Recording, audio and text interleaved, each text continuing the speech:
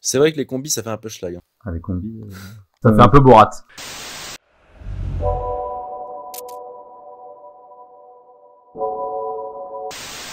Bonjour à tous et bienvenue dans ce 13e épisode du Power Show. Aujourd'hui, on reçoit Redon Manouchi, donc qui est un des meilleurs haltérophiles français de tous les temps, qui a arraché 175, qui est aussi appelé Magic Snatch parce que son arraché, ça ressemble à un soulevé de terre et il passe en dessous après. Et salut Redon, merci pour ta présence. Comment ça va? Bienvenue. Salut les gars, merci de m'avoir invité. Ouais, ça va très bien, écoute. De rien. Et du coup, Redon, il est aussi passé d'haltéro au CrossFit récemment, donc il y a environ un an, c'est ça? Ouais, à peu près, un peu moins d'un an, je dirais. Qu'est-ce qui t'a fait faire ce choix? Pourquoi t'es passé de l'haltéro au CrossFit comme ça? Bon, et d'abord aussi, avant de continuer, cet épisode, ce sera le premier épisode entièrement en audio. Donc dans les commentaires, vous pouvez nous dire ce que vous en pensez, parce qu'on pense peut-être faire que des épisodes audio à l'avenir. Donc allez, on continue. Donc qu'est-ce qui t'a fait passer de l'haltéro au CrossFit? Ça fait déjà plus de 15 ans que je faisais de l'haltéro et je pense avoir fait le tour du sport. À la fin, ça devenait un peu compliqué, j'arrivais plus trop à progresser, donc je me suis dit que c'était l'occasion de changer un peu et de faire, enfin, tout en gardant un peu d'haltéro, quoi. Donc c'était le CrossFit, c'est la bonne solution.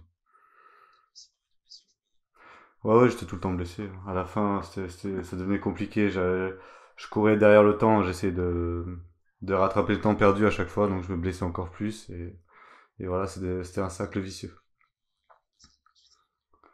Déjà, ça me change, donc ça se passe super bien. Je prends du plaisir à m'entraîner de nouveau parce que à la fin de ma carrière, je prenais plus aucun plaisir.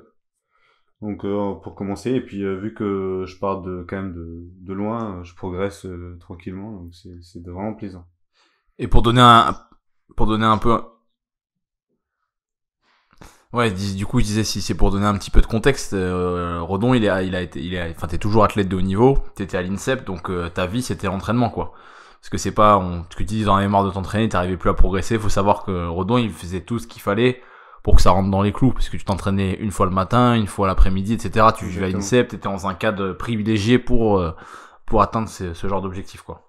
Ouais, exactement. Et c'était toute ma vie en fait. Je faisais que ça. Mes journées étaient rythmées par l'haltéro depuis des années. Mais au bout d'un moment, ça bloquait quoi. Ça suffisait plus de s'entraîner juste dur. Depuis combien de temps Ça devenait exactement ça compliqué. faisait que c'était vraiment ta vie? Parce que t'as commencé à 12 ans, mais depuis quel âge environ c'est vraiment tu faisais ça matin et soir quoi? Oui, j'ai commencé à 12 ans dans une structure, dans un club d'haltéro.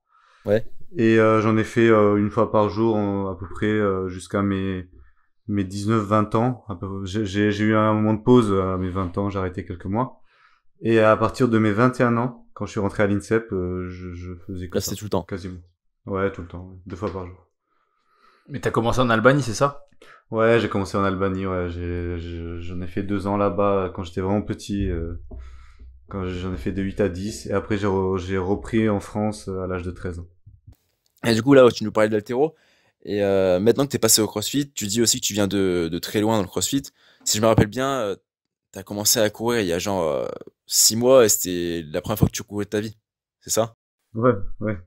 Ouais, c'est vrai que quand tu pratiques l'haltéro, faut éviter de courir. Enfin voilà, il y a des choses qu'on pouvait pas trop faire parce que ça nous fatiguait pour le reste. Donc il y a certaines choses comme la course, comme même des mouvements de gym et tout ça enfin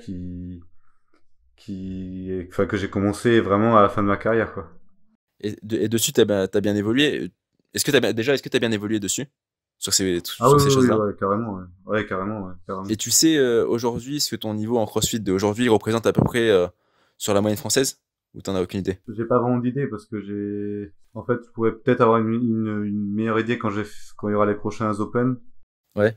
Avec le classement, je pourrais voir à peu près, mais pour l'instant, j'ai pas vraiment d'idée. Après, ça dépend, ça dépend des WOD. Il y a certains WOD qui m'avantagent beaucoup.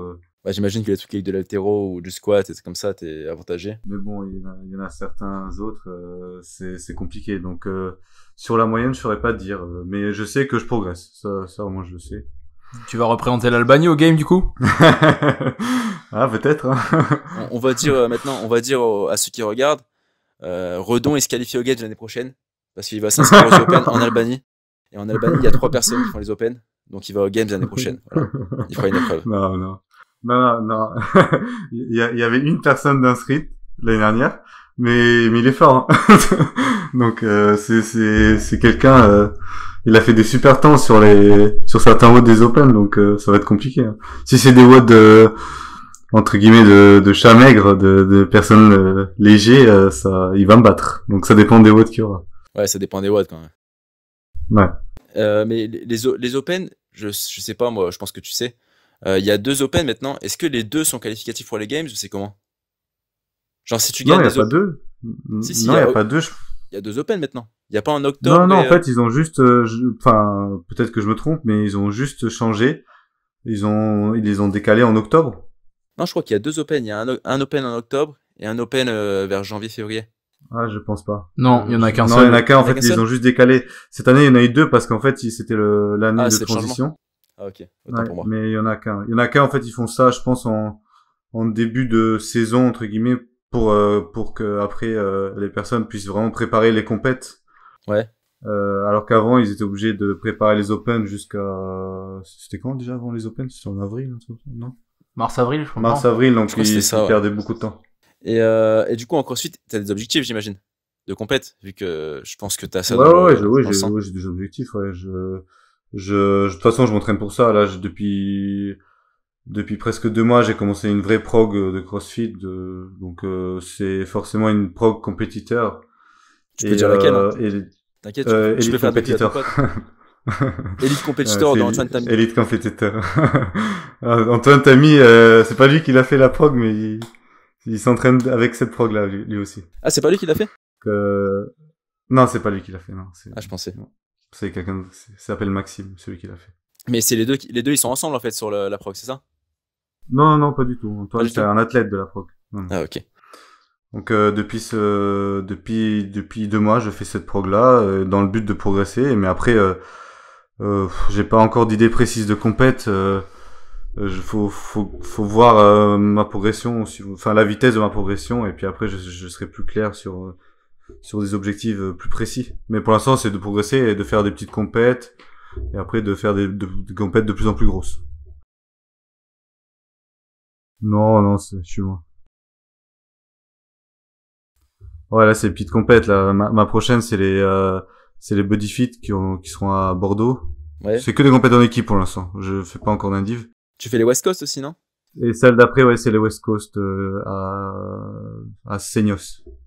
C'est un truc d'équipe aussi. Ouais, c'est Ce qui t'intéresse au final, c'est l'indiv. Ce que tu Ah voudrais faire le ouais, plus, c'est c'est l'indiv. à long terme, ouais. L'indiv, ouais. Moi, je pense que j'ai pas encore fait de compète indiv, mais je pense que j'ai préféré. On m'a dit que c'est plus dur, mais je pense que ça sera quelque chose que je vais préférer parce que j'ai toujours été habitué à faire des sports indiv. Donc... Ouais. Mais qu'est-ce que j'allais dire? Donc déjà, les compètes indiv, tu pensais commencer quand, du coup? Avec les Open en octobre? Ouais, après, je pense. Après, je vais voir ce qu'il y a comme compète et ouais, je commencerai après. Ouais. Bon, du coup, on va basculer sur des questions un peu plus spécifiques.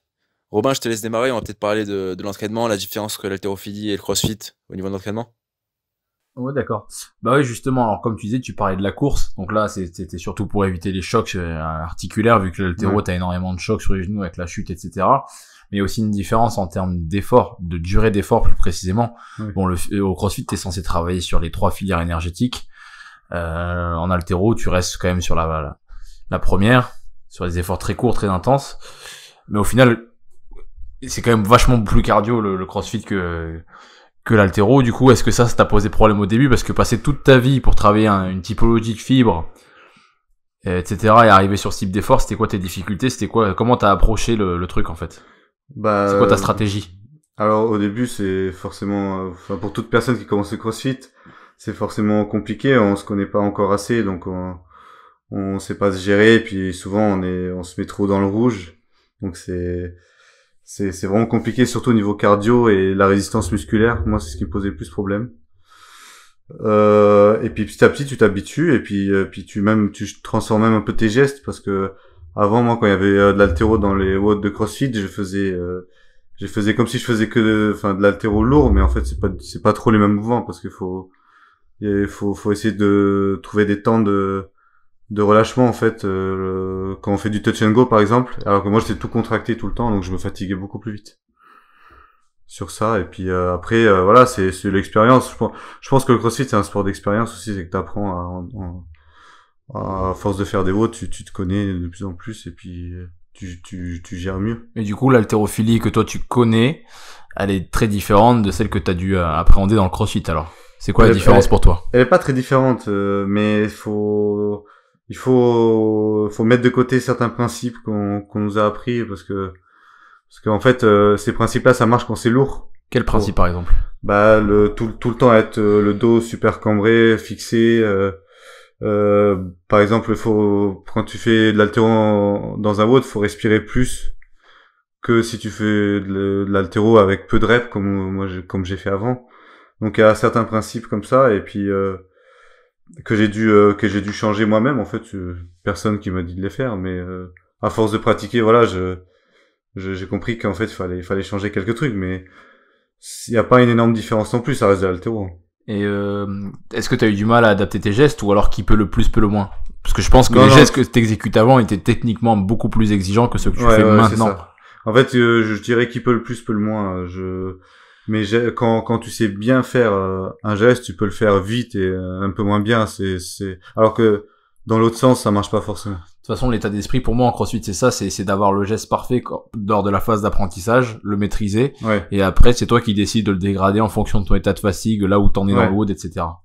Après quand je regarde des fois les vidéos, j'ai l'impression qu'ils se dégradent beaucoup, mais finalement pas tant que ça en fait, parce que mes placements de base ils restent quand même, donc c'est juste que par exemple pour aller plus vite, j'ai fait plus en dos quoi, genre je fais par exemple des arrachés avec les jambes, je garde les jambes tendues pour éviter de à chaque fois plier mes jambes et de perdre du temps et de l'énergie. Après je pense que c'est une question de faire des petites modifications pour trouver ce qui te fatigue le moins. Par exemple, toi ce qui va te fatiguer le moins c'est d'utiliser que le dos. Il y a des gens ça va peut-être être un peu différent. C'est vraiment des petites modifications pour moins se fatiguer en fait. Oui, c'est ça exactement, et puis c'est des modifications qui sont propres à chacun. Moi je teste des fois sur certains WOD de plier plus les jambes, moins et puis voilà, je vois ce qui marche, je vois ce qui me fatigue le plus. Mais dans tous les cas, plus tu utilises de muscles et plus ça te fait monter ton cardio, ça c'est sûr. Donc des fois léger de faire tout en dos, c'est pratique. Ouais. De toute façon le but c'est pas d'être propre, c'est d'aller vite. Oui, c'est d'aller vite et voilà, après de pas trop dégrader parce qu'après on peut se faire mal quoi. Mais oui, c'est vrai qu'il faut quand même aller vite et puis surtout faut respirer pendant les gestes en fait. Chose que j'ai du mal à faire au début. Ou alors que sur un max en snatch par exemple, tu respirais pas du tout. Enfin, tu respires pas, tu restes placé et tu fais de l'apnée. Tu fais un peu de plus d'apnée. Redon, il fait de la locomotive sur un ouais. Oui, au départ, mais après, une fois que la barre est au-dessus de ta tête, là, tu respires. Faut se gainer plus. Mais c'est vrai que, de toute façon, vu qu'il y en a qu'un à faire lourd, on s'en fout d'être mal, d'avoir la tête qui tourne juste après, quoi. Le but, c'est de le faire, donc. Bon, voilà, quoi. S'il faut rester en apnée, on reste en apnée, ça dépend comment on se sent. Mais il faut surtout être très gainé. Alors que dans un WOD, si tu restes en apnée, t'es mal barré, je pense. N'importe quel longtemps. Et ton surnom, c'est Magic Snatch. C'est Magic Snatch.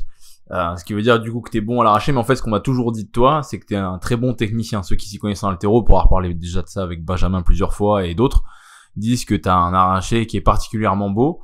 Est-ce que tu peux nous le décrire un petit peu? Parce qu'au final, la première fois qu'on le voit, c'est assez particulier. T'as un tirage très très lent. Ouais. Après, en fait, mon point fort à l'arraché, je dirais, c'est la vitesse de chute. Donc en fait, c'est vraiment au moment de la fin de l'extension, c'est d'aller le plus vite possible sous la barre. Et cette vitesse de chute là te permet de moins devoir monter la barre pour la faire quoi. Après, le départ lent, il y en a beaucoup qui pensent que je le fais exprès, mais en fait, je suis à fond. Enfin, quand je pars, je suis à fond. C'est juste que si je veux garder mes positions, c'est forcément lent en fait. Plus tu pars vite, c'est connu de toute façon. Plus tu pars vite et plus tu lèves les fesses parce que tu peux pas vraiment rester en jambes et tout ça. Donc en fait, le but en haltéro, c'est pas de partir lentement, c'est de partir le plus vite possible en gardant les bonnes positions, je pense. Ouais, c'est ça. Et moi, voilà, moi c'est ma vitesse maxi. Mais la priorité, c'est quand même donc de garder les bonnes positions, du coup. Ah oui, il faut rester en jambes. De toute façon, moi, ce qu'on m'a toujours appris, c'est d'accepter que la barre soit lourde au départ pour garder les positions. Et de toute façon, l'accélération se fait après les genoux. Donc tout ce qui se passe jusqu'aux genoux, enfin voilà quoi. Je veux dire, c'est important de te retrouver dans les meilleures conditions une fois les genoux passés. Donc s'il faut partir doucement, tu pars doucement quoi. Et quand tu dis les bons placements pour les gens qui nous écoutent et qui font peut-être du snatch, du crossfit depuis 6 mois, 1 an, c'est quoi exactement ces bons placements Alors bon, déjà il y a la morpho qui rentre en compte, mais je vais généraliser. Le but c'est que tes épaules et tes fesses montent en même temps. Donc ça veut dire que faut vraiment rester en jambes. C'est comme sur un squat, sur un back squat, on monte et on garde la même, les épaules et les fesses montent en même temps, donc et comme ça la barre elle monte, parce que si on lève les fesses au départ, on a l'impression que la barre elle monte, et en fait c'est juste nos fesses qui montent quoi, et la barre elle reste au même endroit. Donc faut se concentrer sur les épaules. Et moi j'essaie de me concentrer sur ça, et oui c'est lent parce que en fait pour que les épaules elles montent avec mes segments, c'est compliqué quoi de partir vite. Ok. Et pour continuer sur le snatch, quand t'as fait ta transition pour le CrossFit, t'as accepté un défi.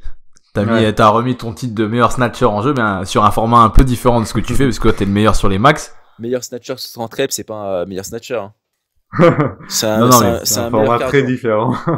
Je pense qu'il y a pas mal de gens dans le CrossFit qui te connaissaient pas et qui t'ont connu grâce à ce défi-là. Donc pour rappel aux gens, on mettra les liens en dessous dans la description.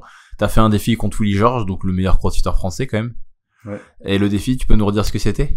Alors c'était sur un des benchmarks qu'on appelle Heavy Isabelle. Donc Isabelle ou Elisabelle Elisabeth, non, Isabelle. Isabelle, c'est Heavy Isabelle. Heavy Isabelle, en fait. Heavy Isabelle, ok, excuse-moi, c'est moi qui... En fait, c'est Isabelle, c'est 30 snatch à 60 kilos. Et celui-là, c'était 30 snatch à 102 kilos, exactement. Le heavy, il est à 100 ou c'est encore un autre truc que vous avez fait, c'est pas 80 le heavy? Non, c'est 102, c'est 225 kilos. Ok. Donc le but, c'est de faire 30 snatch le plus vite possible à 102 kilos. Faut dire quand même que t'as eu le courage d'accepter parce que bon, toi t'es connu comme étant un mec qui snatch, c'est ta spécialité l'haltéro, donc on s'attend en fait quand t'arrives à ce défi-là que tu le déboîtes quoi. T'avais beaucoup de pression, entre guillemets. Ouais, de la pression, après, et en plus, d'autant plus qu'au début, quand j'ai commencé à m'entraîner dessus, je suis parti vraiment de loin, quoi. Genre, j'étais loin. La perf qu'il a fait le jour de match, c'est pas la meilleure perf qu'il ait fait, hein, parce que j'ai fait le chrono, une semaine avant, quand il a essayé, il avait fait 4,16. Je parle de Rodon. J'avais déjà fait un bon temps à l'entraînement, mais franchement, je veux dire, pour moi, je viens de l'haltéro, et ce qui compte en haltéro, c'est ce que tu fais en compète. Donc, ouais, bien sûr. Voilà, bien sûr.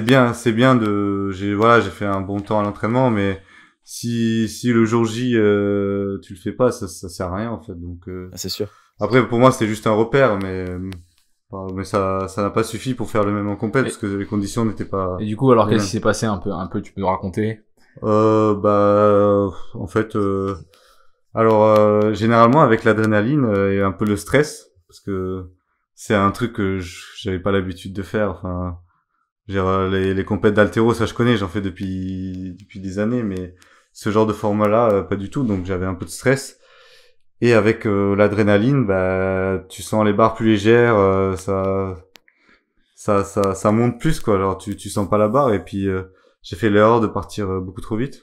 Pour moi, pour mon niveau en cardio que j'aurais pas dû partir aussi vite, et j'aurais certainement fait un meilleur chrono, mais là je suis parti, je me suis cramé. Après j'ai essayé de pas mourir. On a l'impression en fait qu'il y a un moment où, pour rappeler aux gens, il y a un moment en fait tu t'es pris c'est la 28e rep ou la 29e, tu te les bouges, je sais plus. Je me rappelle plus exactement. Que t'as pris, et on dirait qu'à partir de ce moment-là, ouais, 26e, que t'as pris sur la tête, et là en fait on dirait que ça t'a complètement bloqué en fait. T'avais un rythme qui était en train de ralentir après, au fur et à mesure. J'étais mal. En fait, quand je me suis pris, même avant de prendre la barre sur la tête, j'étais déjà mal. Hein. se voyait peut-être pas, mais j'étais Ouais, déjà... parce qu'en fait, on a vraiment l'impression que c'est ce moment-là qui a tout. j'ai essayé de faire au mieux. J'ai essayé de m'économiser sur chaque snatch. Du coup, je me suis un peu trop relâché sur cette rep là et la barre elle m'est tombée dessus. J'étais pas assez réactif en bas, quoi. Et même 102 kilos, à la base c'est léger pour moi, mais là. Ouais, parce que Willy George, son max c'est combien? C'est 135? 137, je crois. Je crois il a déjà fait 137. Et toi, à l'époque où t'as fait le défi, t'avais pas forcément encore 175, mais t'avais encore au moins 165. 160, je dirais, ouais. 160, je les avais, ouais. Je les avais, mais... Donc, comme quoi, c'est vraiment un effort différent. Ah ouais. Et ce qui est impressionnant, moi, je me rappelle, c'est d'avoir vu que Willy George, sa dernière rep, elle est pas complètement différente de sa première après, fois. je pense que il se connaissait beaucoup plus que moi et je pense que si j'étais à son niveau ce jour-là, il aurait accéléré. Je suis sûr qu'il en avait, enfin voilà quoi. Il en avait sous le pied, tu penses? Il en avait sous le pied pour accélérer un peu, oui, ça c'est sûr. Et surtout que pour le coup, ce jour-là, il était quand même bien meilleur en debout. Je pense pas que t'aurais pu tout faire en debout, toi, si. Ah oui, il a fait, ah oui. En power pour les crossfitters qui nous écoutent. Oui, en fait, ce jour-là, oui, il m'a dit qu'il avait battu son record en power. Enfin, moi, je l'ai vu, il a fait 120 en power, donc ça m'a un peu étonné parce que je pense. Ah, mais quand tu fais 120 en power, t'en fais pas 30 à 102 normalement. Ah oui, et en plus, je pensais qu'il allait faire du squat au bout d'un moment, mais en fait, il a tenu les power tout le long. Hein, et j'ai l'impression un peu que les crossfitters, en fait, ils chamboulent un petit peu tout ce qui est connu en haltéro, un peu les principes quand tu fais tant en power, tu fais ça en debout, tant de fois, etc. J'ai l'impression qu'ils viennent un petit peu chambouler tous ces principes-là. T'es d'accord ou pas? Ah oui, je suis totalement d'accord. C'est 102 kilos, c'est son 80, je dirais 80%. Tu fais pas ça à 80%, hein. Enfin, aucun haltéro fait autant de reps à 80%. C'est un truc de ouf. Enfin, je veux dire, Bah, c'est énorme. Ouais. Moi, même là, maintenant que je suis un peu plus entraîné, à 80%, jamais je fais ça. Ça ferait du 120 kilos. 125 kilos, j'en fais 5 en power, après ça descend en squat. Et du coup, t'as pu passer un peu de temps avec lui, et t'as pu t'entraîner un peu avec lui? Ouais, le jour d'après, on s'est entraîné. Qu'est-ce que t'en as pensé, vu que c'est un mec quand même qui a amené, je pense, à être connu, en France, en tout cas, vu ce qu'il fait en CrossFit, et puis ça a l'air d'être un mec qui a une super personnalité, les gens l'aiment beaucoup, etc. Donc, mais il est pas encore très connu, il y a pas encore beaucoup d'interviews de lui. Moi, ce que j'ai pu voir en cette journée-là, c'est que, en plus, on s'est entraîné 2 fois, donc j'ai pu voir un peu comment il s'entraînait. C'est quelqu'un franchement, ça m'a un peu impressionné parce que sur un des WOD, on devait faire du squat clean. Et il a réussi à sortir beaucoup de reps, pas loin de son record. Enfin, il a fait beaucoup de reps à 160 avec pas beaucoup de récup, donc ça m'a impressionné, quoi. Et c'est les mêmes à chaque fois, quoi. En fait, il est capable de répéter beaucoup de fois des barres proches de son record, quoi. Ouais, il arrive à être efficace de manière récurrente dans un WOD, même avec de la fatigue. Et au niveau de la personnalité? Au niveau de la personnalité, j'ai vu que c'est un grand compétiteur. Et puis en fait, ce que j'ai constaté aussi, c'est que il a des ambitions, tout ça, mais il fait en fonction, quoi. Je veux dire, il sait où il va. Et après, la personnalité, c'est quelqu'un voilà, quoi. En dehors des entraînements, moi, j'ai trouvé super sympa. Ça c'est plutôt bien passé. Et puis. Ouais, ça a d'être un mec accessible. Ils se prend pas la tête. De toute façon, il a l'air très très focus sur son entraînement. Ouais, voilà. En fait, voilà, c'est comme. À ce niveau-là, c'est obligé. Ouais.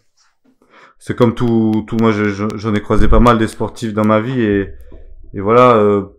On va dire les meilleurs de leur discipline, ceux que j'ai pu voir même quand j'étais à l'INSEP, c'est qu'ils sont quand même très autiste, c'est ça, moi c'est le terme que t'avais dit, mais entre guillemets, ouais, autiste, ça veut dire il osait pas le dire en live. Je sais qu'il osait pas le dire, c'est pour ça. Non, on comprend tout ce que ça veut dire. C'est-à-dire que le mec est dans sa bulle et il y a rien d'autre à côté. C'est ça, quoi. Autiste, et puis ouais, et puis voilà, c'est des gens aussi qui prennent soin d'eux, qui font tout, qui s'échauffent bien, tout ça. Enfin, c'est un tout. C'est pas juste quelqu'un qui a des grosses qualités qui s'entraîne comme un taré. Ça va au-delà de ça.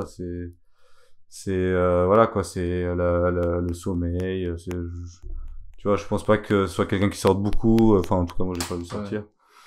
Ouais. Voilà quoi. C'est un tout. Et puis ça c'est dans tous les sports, c'est ça. Je parle des meilleurs. Ouais. Après, il y en a qui sont très bons et qui font beaucoup d'écart, mais pour devenir le meilleur, je pense que c'est autre chose. Et en haltérophilie, qu'est-ce qui fait que tu deviens un champion Après, je vais prendre un truc. Là, je pense que maintenant, Redon, il est un peu moins strict sur sa vie en général. Mais quand tu faisais l'haltéro, je crois que t'étais un peu pareil. Tu sortais pas beaucoup, tu t'étais hyper focus sur ce que tu faisais, non? Ouais, après, pas forcément. En l'haltéro, c'est quand même un sport très psychologique, quoi. Donc si tu fais que ça tout le temps, au bout d'un moment, tu pètes un câble. Donc ouais, j'essaie de faire d'autres choses quand même.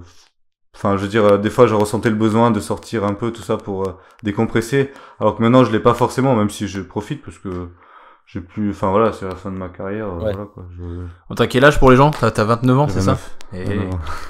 C'est pas de tes 15 à tes 18 ans que tu m'as dit que tu faisais vraiment que t'entraîner à ce moment-là? Genre, tu t'es plus entraîné entre tes 15 et tes 18 ans que entre tes 18 et tes 29. Ouais, c'est vrai. C'est vrai que après, bon, j'étais en cours, donc je m'entraînais tous les soirs, mais allez, on va dire entre mes 14 et mes 18 ans, Ouais. je faisais école, j'allais en cours, entraînement, dodo, enfin, je faisais que ça. Là, je sortais pas. Là, je sortais jamais, et comme par hasard, c'est là où j'ai eu une plus grosse progression, hein, enfin, je dirais pas. Pour que les gens puissent imaginer un peu, à 18 ans, du coup, à la fin de cette période-là, t'as arraché combien? Alors, à 18 ans, j'étais à 150 déjà à l'arraché. 150, 170. Et c'était ma deuxième année junior, je me rappelle. Et après, l'année d'après, la troisième année, je pense que j'aurais eu encore beaucoup de progression, mais j'ai pété un câble, j'ai arrêté. Ça faisait trop, genre, j'ai commencé à sortir un peu, à profiter, tout ça. Donc, forcément. Il arrache quitte. Attention, c'est pas pour rien que les footballeurs, ils les casent avec des nanas, etc., pour que les mecs soient concentrés, quoi. Pas qu'ils aient envie de sortir, de faire autre chose. Après, moi, j'avais pas forcément envie de sortir avant, mais en fait, j'avais raté des choses pendant ces années-là, des choses que les autres faisaient. Là, je peux comprendre parce que j'ai fait un peu pareil aussi, donc c'est un raisonnement raisonnement que je peux comprendre assez facilement. Ouais. J'ai tout rattrapé en un an, en fait, et bah forcément cette année-là. Là aussi, t'as fait une énorme progression. Toi aussi. Mehdi aussi, il a fait une énorme là, progression. c'est simple. En fait, j'ai arrêté. Au bout d'un moment, je m'entraînais plus, donc je fais 6 mois sans entraînement complet. Je pesais 90 kilos. Quand j'ai repris, j'étais à 78. Waouh. Donc, Putain, ouais. ça veut dire que quand t'as repris, en fait, tu ressemblais à Robin. Non, avec 78, il est encore beaucoup plus gros que moi, là. Ouais, si, c'est vrai. Avec un peu plus de cuisses, quand même. Ouais, enfin, voilà. Mais par contre, pendant entre mes 14 et mes 18 ans, c'est là où j'ai eu mes plus grosses progressions. Je veux dire, je prenais une catégorie de poids tous les ans et je montais 20 kilos à l'arraché, donc au snatch, et 20 kilos au clean and jerk tous les ans. Et du coup, pour revenir à l'événement avec Willy Georges, je me rappelle, vu qu'on te voyait déjà à la salle, tu l'avais pas spécialement bien vécu. Enfin, ça avait été dur pour toi. Et est-ce que tu peux, alors là, t'as dit que t'étais à l'aise pour en parler aujourd'hui. Est-ce que tu peux nous expliquer pourquoi ça a été dur pour toi? Parce qu'en soi, tu vois, t'avais pas, certes, tu t'es ancien haltérophile, etc. Mais il y avait pas d'enjeu, si tu veux, là, pour ce. Qu'est-ce qui fait que, du coup, ça t'a pris et... l'enjeu, il y avait l'enjeu. Je me suis mis de l'enjeu dans ma tête, en fait. J'ai essayé je me suis fixé un objectif. Et je voulais pas me prendre une branlée, quoi. Il voulait pas perdre. C'est normal. Je voulais pas perdre. Mais après, j'étais déçu parce que je me suis entraîné longtemps. Après, voilà, pas assez longtemps pour gagner. Mais et j'ai pris le truc vraiment à cœur, quoi. Enfin, j'ai l'impression que j'avais quelque chose à prouver à ce moment-là. Puis voilà, je représentais un peu aussi l'haltéro, quoi. Donc ça, j'ai essayé de faire au mieux, mais c'était vraiment. En fait, je me suis un peu rendu compte quand je faisais l'entraînement. Les jours où je devais le faire, j'avais une boule au ventre et tout, parce que je savais que j'allais être dans un sale état. Mais je me suis pas assez rendu compte de la difficulté du truc, parce que le faire, le tenter plein de fois, et puis une fois tu fais un bon truc. Ça c'est un peu plus facile que de faire le jour J à côté de quelqu'un qui est, on va dire, spécialiste Oui, de de toute cet façon, effort-là. Donc c'était genre après le stress est redescendu, la pression est redescendue et après j'étais pas super bien, mais bon, ça m'a pas empêché de reprendre l'entraînement. Hein. C'était Et tu représentes toujours l'haltéro pour toi ou pas? Un petit peu ou oh, pas? Ou ça y est, pour toi ouais. maintenant, ça y est, t'es crossfitter maintenant, Bah non, haltérophile, je peux c'est pas- derrière toi. je peux pas et- dire que je suis un crossfitter. Après là ça va, je fais à peu près tous les mouvements. Après dans l'esprit, je suis quand même un peu des deux quoi. Voilà, je suis un peu haltéro et crossfit. Parce que mais... tu fais encore beaucoup de séminaires d'haltéro, par Oui, exemple. voilà. Après l'haltéro, moi je maîtrise bien. Après, ça, c'est normal de jouer de ses forces. Il va pas faire des séminaires de CrossFit, tu vois. Enfin, Ouais. Ah oui, je vais pas faire des séminaires de Hansen Walk. si demain tu vas aller à un séminaire de CrossFit, tu vas plutôt choisir, je sais pas, Willy Georges, Ben Bergeron, ou un truc comme ça, plutôt qu'un mec qui Ouais, fait de c'est l'haltéro. Non, mais Ouais, c'est ça- par rapport à l'idée qui, pour lui, il représentait l'haltéro quand il a fait le défi avec Willy George. Je voulais savoir si t'es encore dans cet état d'esprit-là, quoi. Ok. Ouais, après oui, c'est sûr que j'étais plus en haltéro à ce moment-là que maintenant. Ça c'est sûr, mais Parce que là, tu fais plus d'entraînement d'haltéro pur. non. À ce moment-là, tu t'entraînais que pour le Isabelle. Tu faisais pas trop de Ouais. modes différents à côté. Non, pas trop. J'en faisais un peu, mais pas trop. Après, après bon, voilà, je faisais quand même beaucoup d'haltéro à ce moment-là parce que le Isabelle, c'était quand même des snatchs assez lourds. Donc voilà, je faisais pas mal de barres dans ma semaine, mais maintenant j'en fais quand même, mais beaucoup moins. Genre maintenant, je fais que des snatchs entre 60 et 90 et des clean and jerk. Je vais pas au-delà de 100 quoi. Et du coup, ton physique, il a changé, t'as perdu du poids. Ouais, j'ai perdu bah, je me stabilise là. Maintenant, je suis à 89 kilos. Alors qu'avant ma KT c'était 96, donc j'ai perdu quand même un peu de poids. Oui, j'ai changé carrément. Hein. J'essaie de garder quand même un peu ma force en squat et en soulevé de terre, en deadlift. Mais c'est clair que j'ai changé. En plus, je me trouve un peu plus équilibré qu'avant, parce il y a des muscles qu'on bossait pas trop en haltéro, et puis enfin, je veux dire, par exemple, les épaules, les pecs, tout ça, les abdos, enfin, on les bossait pas tant que ça, quoi. Donc, je me sens un peu plus équilibré. Mais il a pas l'air d'accord. Si, j'étais d'accord. J'avais oublié que vous me voyiez Ouais. sur la vidéo. Tu rigoles. Non, je suis d'accord. T'es pas d'accord, mais... Non, mais j'ai même pas. Je suis d'accord, si. Mais, non, mais j'avais oublié que j'étais à la caméra. Désolé. Et du coup, qu'est-ce que tu préfères dans le CrossFit? Là, est-ce que tu restes sur l'haltéro, ou alors tu te mets à aimer la gym, tu te mets à aimer les ergos, ou alors Ouais, ça reste des trucs que tu te dis, ah, fait chier, il y a des muscle up dans le WOD. Ah non, enfin, oui, vas-y. D'ailleurs, avant de parler de ça, quand tu faisais le Isabelle, que tu t'entraînais pour le Isabelle, c'est au Sangha qui te faisait l'entraînement pour ça, c'est ça? Ouais, c'est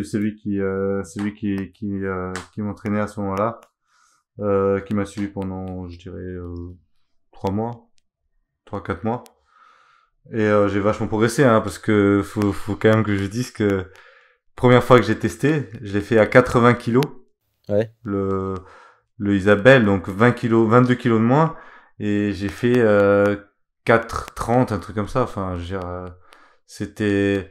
Alors qu'à la fin, j'ai fait à 102 kilos en 4,15, quoi. Donc, j'ai quand même bien progressé, quoi. Mais bon, après, je pense qu'il fallait un peu plus de temps. Du coup, vu que tu as testé un peu quelques procs de CrossFit, enfin quelques entraînements de CrossFit différents, est-ce que tu as vu un peu des différences dans les façons de s'entraîner de différents CrossFitters, comme par exemple celle de Osanga ou celle de Maxime, je sais pas c'est quoi son nom, mais est-ce que tu as remarqué des petites différences?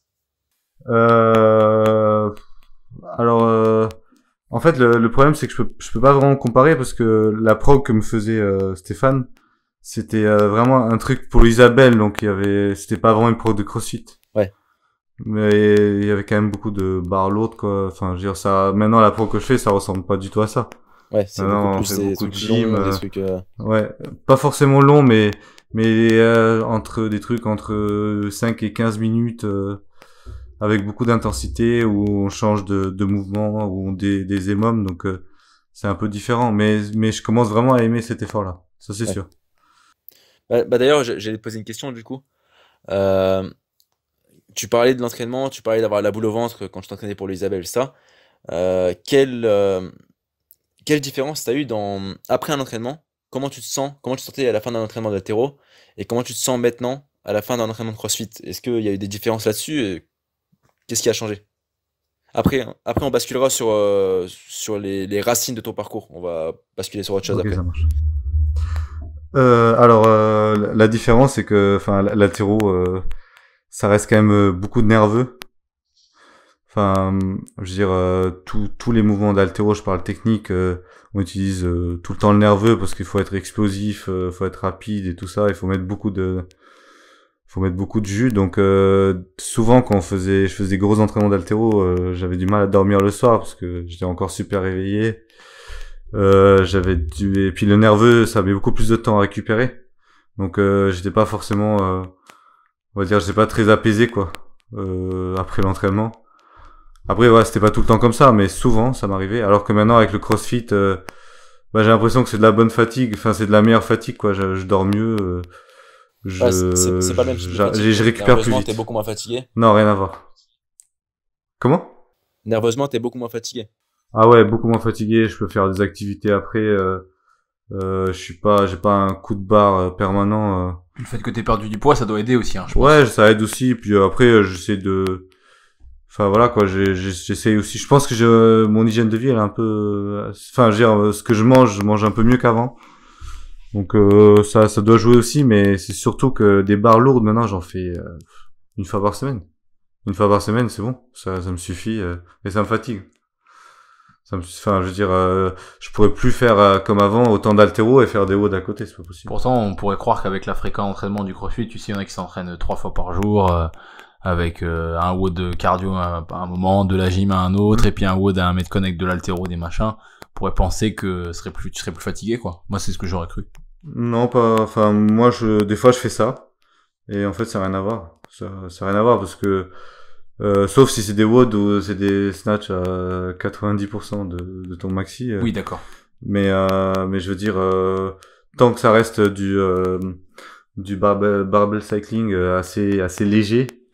Donc ça t'attaque pas vraiment le nerveux, même si ça l'attaque un peu, mais ça t'attaque pas le nerveux parce que toi, t'as un énorme ouais, après, moi, j'ai de la aussi. marge. J'ai de la marge, hein. C'est-à-dire Je pense que c'est peut-être différent pour d'autres crossfitters Ouais. qui ont des barres un peu moins lourdes que toi, quoi. Moi, si tu mets des snatchs à 80 kilos, je pourrais en faire plein et je peux les faire sans trop mettre de jus, quoi. Genre, je peux m'économiser y aller tranquille, pas mettre un peu moins de tirage pour justement souffler pendant mon geste. La gym, ça te fatigue pas nerveusement? La gym, si, parce que pour l'instant, je suis pas encore super à l'aise et ça m'énerve aussi un peu quand je suis pas en forme et quand j'y arrive pas. Donc, ça me fatigue un peu plus le nerveux, la gym. Et après, voilà, enfin, je veux dire, après, sinon, les autres trucs, ça va. Enfin, c'est de la course, c'est plus mon cardio qui souffre, quoi. Donc, une fois que c'est fini, c'est bon. Ça marche. Tu laisses enchaîner, Mehdi? On passe à la suite. Du coup, on va passer à la suite. Donc, tu nous as dit déjà que tu as fait un peu d'haltéro entre 8 et 10 ans, qu'après tu as commencé à 12 ans et que à partir de là, tu en as fait pendant 20 ans. Déjà, quand tu as commencé entre 8 et 10 ans, est-ce que, par exemple, dans ta famille, tes parents ou quelque chose comme ça, est-ce qu'ils avaient un rapport avec l'haltéro? Est-ce qu'ils faisaient du sport? Ils étaient issus du sport ou un truc comme ça? Ou alors, est-ce que tu as commencé par pur hasard? Alors, il faisait pas partie du sport, mais j'ai pas non plus commencé par pur hasard parce que mon père, alors je vais expliquer un peu le contexte. J'ai grandi donc à Elbasan, c'est une petite ville en Albanie, et il y avait un club d'haltéro qui était assez connu dans cette ville, donc t'avais forcément beaucoup plus de chances de tomber enfin, je veux dire de tomber dans l'haltéro là où j'ai grandi que dans d'autres villes. Et mon père, il connaissait l'entraîneur. Et j'ai commencé comme ça. Il m'a dit d'y aller un jour. Et vu que tu as fait une pause entre 10 et 12 ans, est-ce que entre 8 et 10 ans, dès que tu as commencé, tu as aimé ça? Ou alors c'est venu beaucoup plus tard? Ouais, enfin, ça me dérangeait pas, mais je peux pas dire que c'était une passion quand t'as 8 ans. Ouais, c'est pas un truc que tu kiffais, Voilà, quoi, si t'as tes copains là-bas, tu y vas, et puis voilà quoi. Puis enfin C'était la garderie? non, pas du tout. Moi, j'avais aussi la pression de mes parents et qui me poussaient à y aller, quoi. Je veux dire, j'avais le choix, mais sans trop l'avoir. Hein. Genre, voilà quoi. Voilà. Donc puis, les parents, faut pousser vos enfants à faire de l'haltéro. Ils arrachent 175. Ouais, c'est différent. Et en fait, il laissait il laissait énormément de liberté à mon entraîneur. Et finalement, c'est lui qui décidait. Hein. Mes parents, ils suivaient. Donc, si lui, il voulait que je vienne 2 fois par jour, j'y allais. Et tu penses que lui, il a vu que t'avais des qualités techniques ou quelque chose comme ça, ou c'est juste il s'occupait bien de toi, parce que c'était un pote de la famille? Alors, je pense, j'avais des qualités de technique. Je pense. En fait, c'était mes seules qualités, on va dire, parce que, enfin, au niveau de la force, c'était catastrophique. Hein. Quand j'étais petit, il y en avait plein, par exemple, qui me battaient en squat. J'étais dans les plus faibles. Encore maintenant. Mais ouais, bon, maintenant aussi. Mais en fait, ce qui me sauvait vraiment, c'est que j'étais un peu un kamikaze. Genre, la barre, elle montait pas beaucoup et je me jetais dessous. De toute façon, c'est ça ton style, comme t'as ouais. dit, tu montes pas trop la barre, t'as un tirage lent. Par et contre, genre, par contre, j'avais pas peur d'aller dessous, quoi. C'était genre la barre, même si elle montait pas assez, j'essayais quand même d'aller en dessous et des fois ça passait. Donc je pense que c'était ça ma qualité première. Et après, bon. Mais on dit que c'est kamikaze, mais est-ce que c'est vraiment risqué de tirer comme ça? C'est une question que je me pose vraiment. Bah, ouais, En soi. enfin, Parce que moi, je m'y connais pas assez pour ça. Moi, je dirais d'un point de vue extérieur que oui, quand tu vois, oui. quand tu vois une barre à 170 kilos qui monte tout doucement, Ça peut et puis l'être. qu'après il y a une extension hyper puissante certes, mais quand 2 secondes le mec est en dessous, les bras en extension, tu te dis bon. Non, ça peut l'être, mais si tu gères, c'est assez rare de se blesser quand même. Après, T'avais dit tu tires comme ça toi aussi d'ailleurs. Non? Ouais, je tire comme ça. c'est pour ça qu'il dit ça. Je me suis blessé à l'épaule en tirant comme ça. Pendant C'est pour un ça an. qu'il dit ça.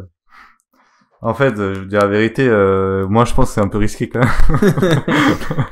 parce que en fait, quand t'as pas les muscles qu'il faut et le squelette assez solide pour encaisser ta barre au-dessus de la tête, bah forcément c'est tes articulations qui prennent. D'ailleurs, même quand t'as les muscles et les os solides, ça peut t'arriver quand même. Je prends l'exemple de Ouais. Gaël Ketchanké.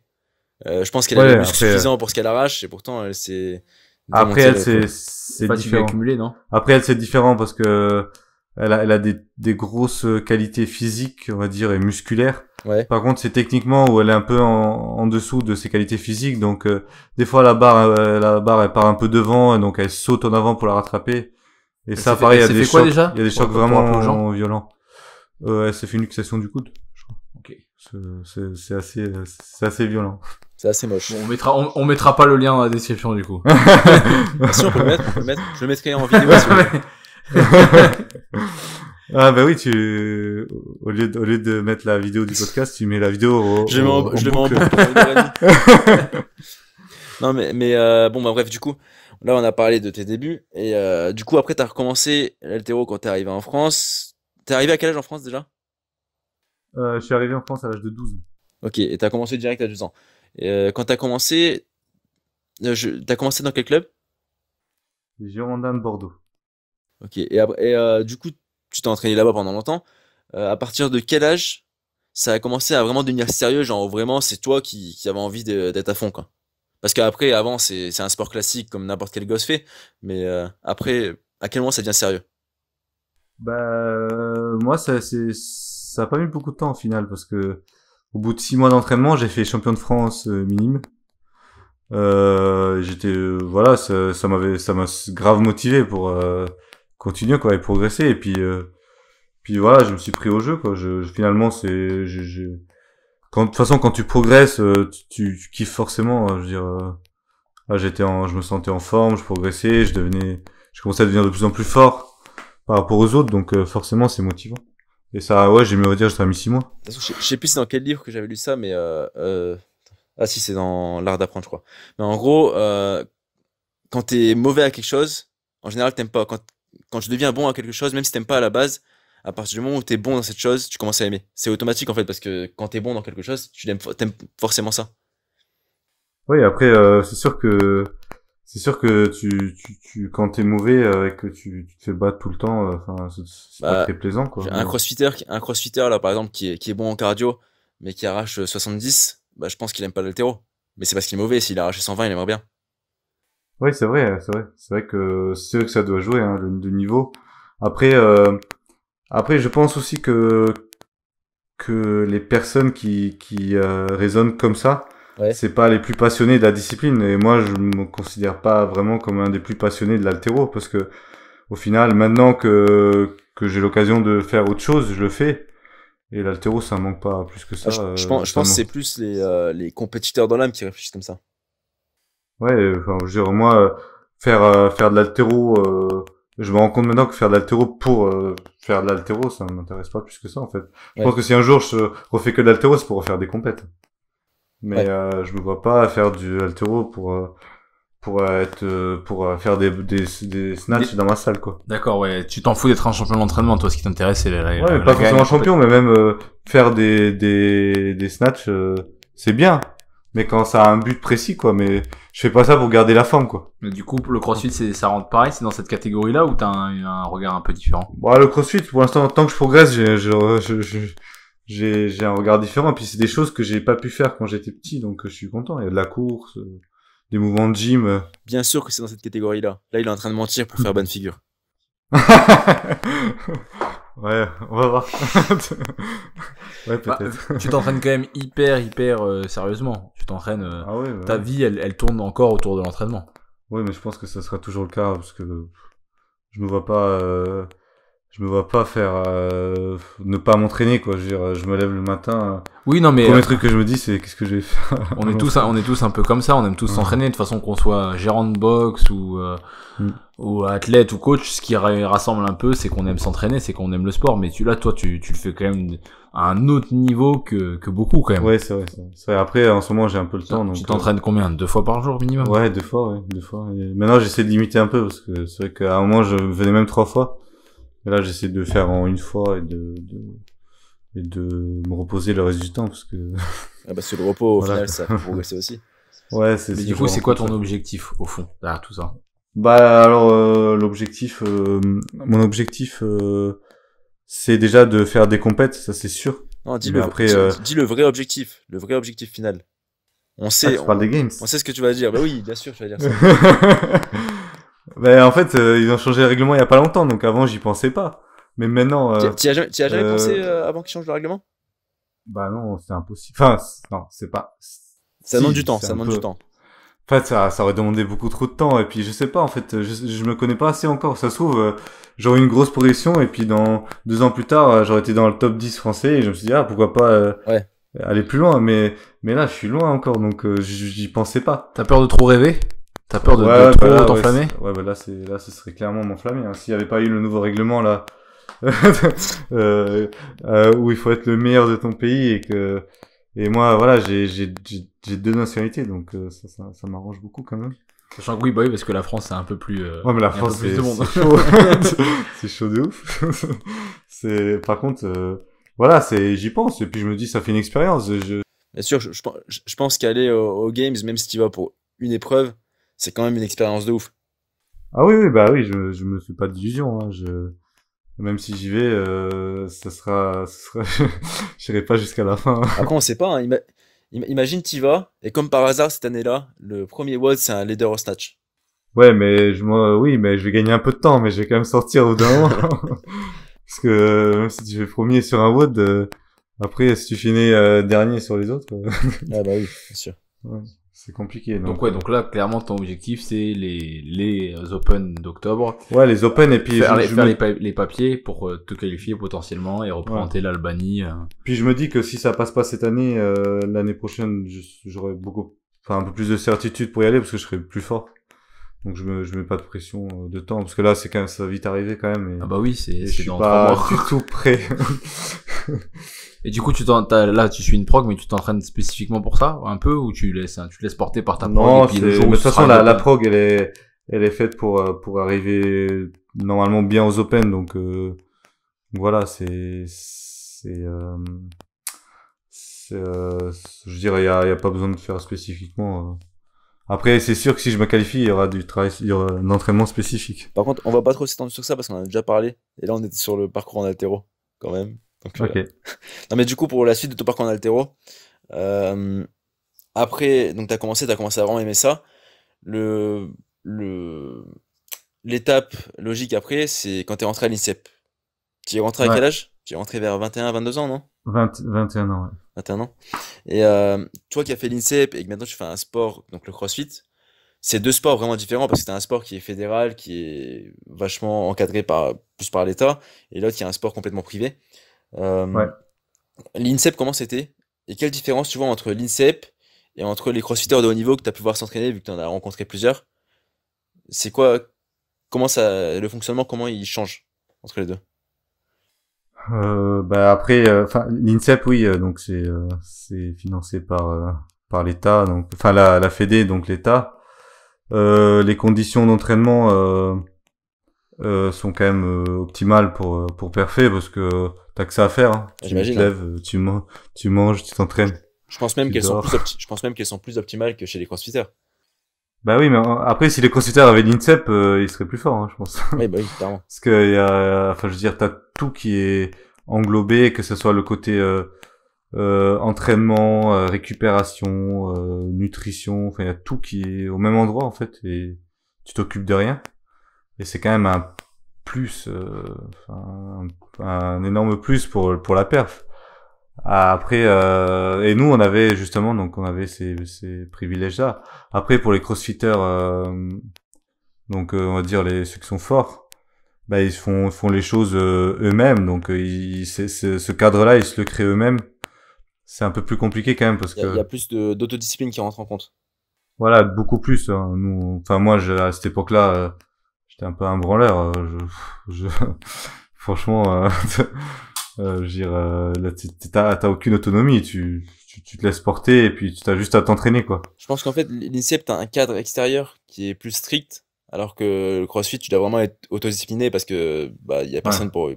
Enfin, tu peux avoir un coach, un truc comme ça, mais au final, c'est toi qui choisis si tu le fais ou pas, quoi. Alors que l'INSEP, ouais, c'est clair. l'INSEP, si tu le Ouais. fais pas, bah tu te dégages, quoi. Ah oui, bah l'INSEP, de toute façon, oui, c'est sûr que t'as vu que t'as toutes les conditions, t'as aussi la pression pour Pour parfait. du coup pour performer parce qu'il y a de l'argent quand même qui est mis sur ta tête.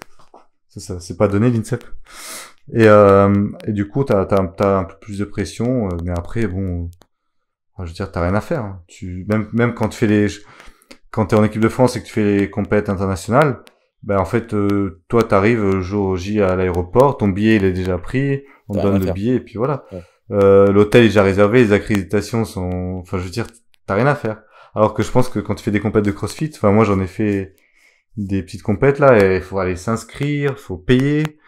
Et il faut réserver ton hébergement. Enfin, je veux dire, c'est pas du tout la même chose. Ouais. Et après, c'est cool aussi. Hein. C'est cool aussi du coup parce que t'as plus de liberté. C'est deux systèmes différents, mais après, les deux sont adaptés à des types de personnes différents, je pense. Après, voilà, même, je pense que même ceux qui sont subventionnés, des crossfitters qui sont sponsorisés ou quoi, ils font quand même laisser des marches eux-mêmes et après ils sont peut-être remboursés, je suppose. Enfin, Ouais. personne leur fait quoi. Donc c'est différent. C'est des milieux totalement différents. Pour le coup, je sais pas du tout comment ça se passe pour les crossfitters de bon Ah, niveau. je pense qu'ils réservent eux-mêmes. Après, ils sont remboursés, je pense, parce que y a pas de fédé de CrossFit Ouais. qui te gère. Je veux dire, Et du coup, bah là, donc, je te laisse finir. ouais, donc, enfin voilà, ils font eux-mêmes. C'est un peu comme au tennis. Au Ouais. tennis, les joueurs, ils s'inscrivent eux-mêmes au tournoi. Ils vont là-bas, ils louent, enfin, aux gens, ils prennent l'hôtel, tout ça. Enfin, et c'est un peu la même chose pour le CrossFit. Ok. Et ouais. Et du coup, on va passer sur un autre sujet, sur le sujet suivant. T'en as parlé il y a 2 minutes. Les compètes internationales. Donc toi, t'en as fait en haltéro. Ouais. Est-ce que le stress, c'est un truc qui est très présent là-dedans? Est-ce que quand tu vas avec des grosses attentes, ou alors quand t'es français, en sachant qu'il n'y a pas beaucoup de Français en haltéro qui sont très bons, qui font des médailles, tu vas dans quel état d'esprit tu vas au championnat du monde ou au championnat d'Europe? Après, on basculera sur un autre truc, c'est les JO, parce que c'est un truc Ok. qui... Ok, ça va. Alors les compètes inter, bah c'est déjà il faut savoir que ta saison elle se sépare en deux. T'as les championnats d'Europe et les championnats du monde, donc c'est les deux seules compètes que tu prépares quand Ouais, tu fais du haut niveau en haltéro. tu prépares pas C'est les les seules. France, Hein. tout ça. Non, les France tu prends sur le tas. Enfin, je veux dire, c'est voilà quoi. C'est vraiment tu construis ta prog sur ces deux compètes là. Et voilà, le but premier de chaque compète inter, c'est de battre son meilleur total déjà Ouais, pour commencer. Après, tu sais, avec l'haltéro, ce qui est bien, c'est que c'est chiffré, donc tu sais à peu près où tu vas te situer au niveau du classement avec tes meilleures barres et le total potentiel que tu vas faire. Donc voilà, tu te fixes des objectifs comme ça, par exemple être dans le top 8. Top 8, c'est finaliste. Donc déjà, tu fais top 8 mondial, t'es déjà très bien, hein, parce que entre le 8 et la première place, voilà quoi, je veux dire, c'est pas non plus, il y a pas non plus énormément de chemin. Voilà quoi, tu te fixes des objectifs, peut-être une médaille au championnat d'Europe, voilà, suivant le niveau que t'as, et puis voilà, et puis c'est clair que le stress il est au maximum parce que t'es entraîné 6 mois juste pour faire 3 essais 3 barres au snatch et 3 barres au clean and jerk. En plus, t'as de la pression sur toi aussi, je pense, derrière, au niveau des coachs, au niveau de la fédé et tout. Ah oui, ça c'est sûr. Ça c'est sûr que ce qui dit que tu sais très bien que si tu fais une mauvaise compète, ils vont te tomber dessus, ça c'est sûr. Donc voilà, tu t'as la pression et puis voilà quoi. T'as aussi la pression parce que finalement, enfin, je veux dire, c'est ta passion, tu veux progresser, tu veux être plus fort, donc voilà quoi, tu te mets la pression automatiquement. Ouais. Et surtout, t'as peur. Enfin, moi, j'avais peur de rater ma première barre à chaque fois. Je pense que c'est ce qui me faisait le plus peur. C'est l'entrée en compétition. La première barre, t'arrives sur le plateau, t'as des repères que t'as pas forcément, tout ça, donc c'est un peu compliqué. T'es un peu crispé. C'est le début, c'est même plus du trac que du stress, en fait. C'est quand t'arrives sur le Ouais, truc ouais. que t'as peur, quoi. Ouais, puis quand tu fais ta première barre, généralement, t'es libéré. Ouais. Donc après, c'est mieux. Et du coup, je t'en ai parlé il y a 2 minutes. Les JO, je crois que c'était un gros objectif pour toi. Du coup, t'as pas pu les faire. Normalement, Ouais, t'étais dans la liste pour. Enfin, t'aurais pu te qualifier bah, en 2020. j'étais dans la liste des présélectionnés. On avait une compète de qualif pour justement pour les Jeux Olympiques. Ouais. Qui était c'était une compète à Clermont, je me rappelle, voilà. Et donc là, suivant ce que tu faisais là, il prenait ton total, il le mettait sur la ranking list mondiale. Ouais. Et il comparait avec les autres, parce qu'en fait, au jeu, à l'époque, en tout cas, il y avait par exemple pour la France, chez les mecs, on avait 4 places. Et en fait, fallait dans les 4 meilleurs français, toutes catégories confondues, pour aller au jeu. Et pour comparer les différentes catégories, parce que voilà, enfin, je veux dire, t'es pas sur les mêmes totaux, tu regardes la ranking list mondiale. Tu prends ton total et tu le mets sur la ranking list mondiale de ta caté, quoi. Ouais. Et donc ceux qui avaient le meilleur classement, ils partaient. Et en fait, à ce moment-là, comment dire, à ce moment-là, en fait, on avait 3 places et la 4e place, elle était en confirmation. En fait, on n'était pas sûr qu'il y avait une 4e place. Ouais. Du coup, moi, je me suis calé sur le 3e. Je voulais battre le 3e pour être sûr de partir. Et j'ai raté, enfin, j'ai bullé en fait. Une bulle en haltéro, c'est quand tu rates tes 3 essais. Du coup, du coup, en fait, t'es même pas classé, donc voilà. Ah, donc t'as pas pu te qualifier. T'es éliminé. Ouais. Après, j'ai pas été très intelligent sur ce coup-là, parce que si je m'étais calé sur le 4e, j'aurais eu beaucoup plus de chances de me qualifier. C'est un total que j'avais déjà fait, donc. Ouais, après tu l'as joué qui tu doubles, quoi. Ouais, j'ai joué qui tout double, bon. Après ça arrive, mais par contre, sur ce sujet-là, les JO, est-ce que maintenant c'est un truc que tu regrettes beaucoup de pas avoir fait, ou ça t'affecte plus tant que ça?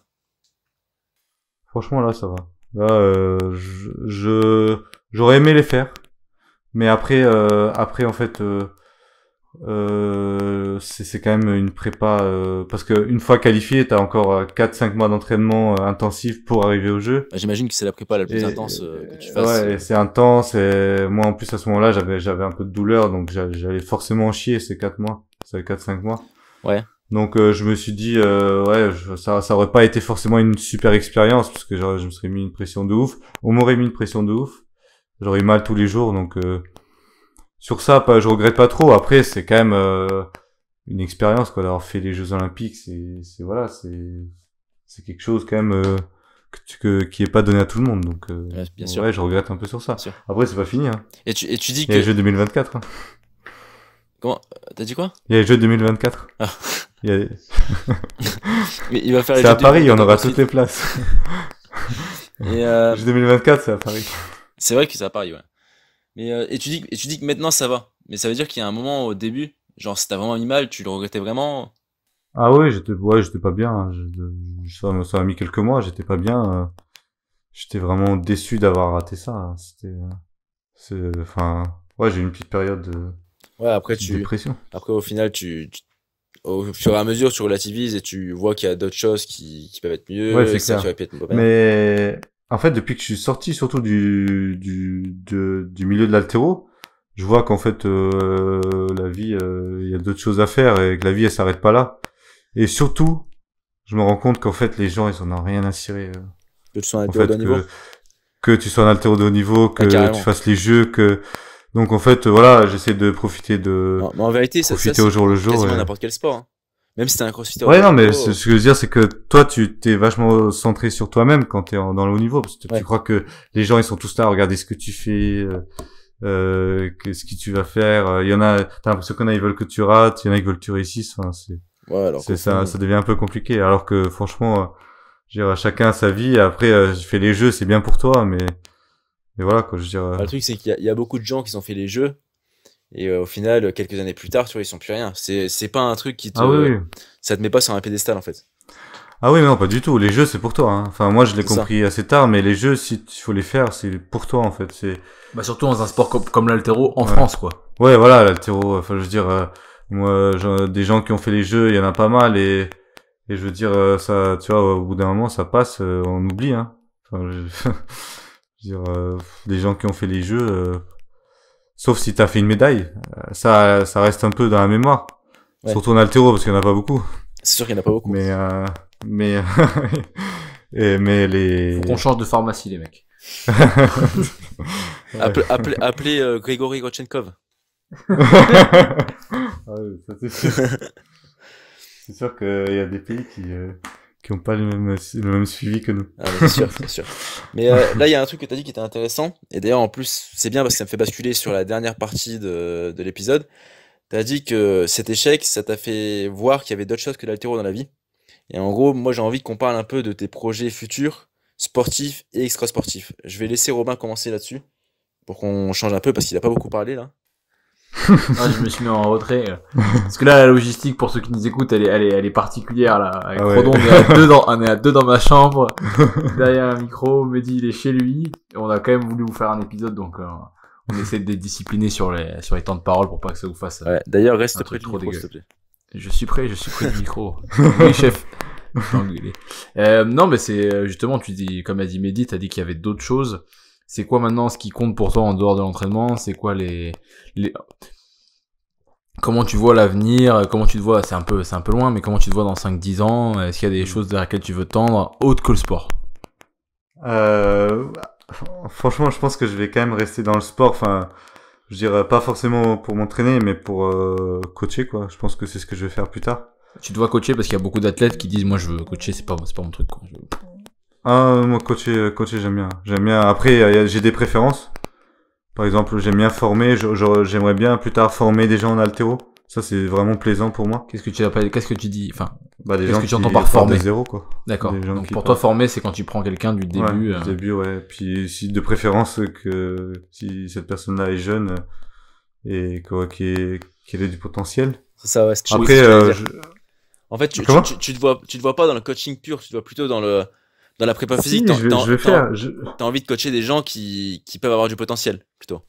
En fait, c'est pas forcément que du potentiel, mais aussi qu'ils soient motivés. De l'envie. Si dans ma vie, je peux éviter de faire de coacher des gens pour se remettre en forme, je le ferai parce Ouais, que carrément. Après, je ce pense sera que. pas quelque chose de plaisant pour moi. Après, si ça me rapporte, bah, je vais le faire. Bien Bah là, sûr. tu fais déjà pas mal de séminaires, Ouais. séminaires et en soi, Après, c'est les moi qui les séminaires, c'est des gens quand même qui sont motivés, hein, parce que personne vient paye comme ça pour un séminaire si vraiment il s'en fout de progresser, quoi. Puis l'haltéro, ce qui est bien, c'est que c'est chiffré. Donc, si la personne vient et dit, je veux passer de temps au snatch à, genre, je vais prendre 20 kilos, tu vois, ça. Oui, l'objectif, il est facilement c'est définissable. chiffré. Alors que faut entraîner quelqu'un pour être plus beau. Ouais, ou alors que ou la vieille qui vient de demander je sais pas, qui te dit qu'elle veut perdre ses bourrelets, tu vois, c'est un peu chaud Ouais. de mesurer. Ouais, ça c'est Mais, ça voilà. S'il faut, peut-être que je le ferai. Je dis pas non. Mais si je peux éviter. Hein. Peut-être que tu tireras une autre satisfaction aussi, hein, tu verras. Ouais, après, si, ça rend les gens plus heureux et que moi, ça me fixe des objectifs, les objectifs peuvent être différents. Hein. Moi, je sais que je fonctionne comme ça, je vais me fixer des objectifs tout au long. Mais après, c'est vrai que dans mon ancien club, j'ai déjà formé, des athlètes, c'était plaisant. J'avais bien aimé. Je me prends vite au jeu et c'est cool. Mais je le ferai quand même, je pense, dans mon temps libre, plus tard.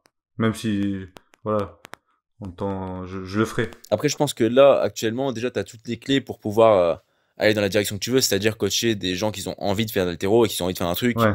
et pas partir dans leur mise en forme. Parce que tu fais déjà pas mal de séminaires. Est-ce que tu sais, Ouais. combien de séminaires tu as fait depuis que tu as commencé à en faire? Ah, je sais pas. Je sais pas du tout.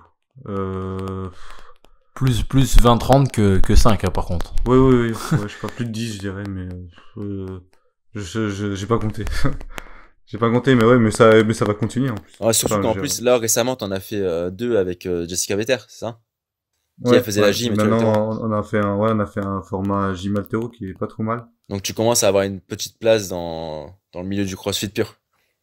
Ouais, c'est cool. Après, voilà, moi, c'était que la partie haltéro, quoi. Je veux dire, je reste quand même dans l'haltéro pour les coachings, mais après, plus tard, je sais pas. Après, le truc, c'est que t'as une spécialité, mais ça veut pas dire non plus que t'es mauvais dans le reste. C'est juste que moi, je trouve que c'est une bonne chose déjà d'avoir une spécialité et de pouvoir être vraiment calé sur un truc. Jessica Vetter, par exemple, c'est une crossfiteuse, mais elle fait des séminaires de gym. Après, moi, pour moi, c'est naturel. Quand je vois un arraché, j'arrive à voir les défauts, tout ça. C'est quelque chose de naturel, quoi. Genre, je me force pas. Yeah. Et je pense que ça restera toujours le cas. Il y a un truc que j'ai entendu par rapport à ça.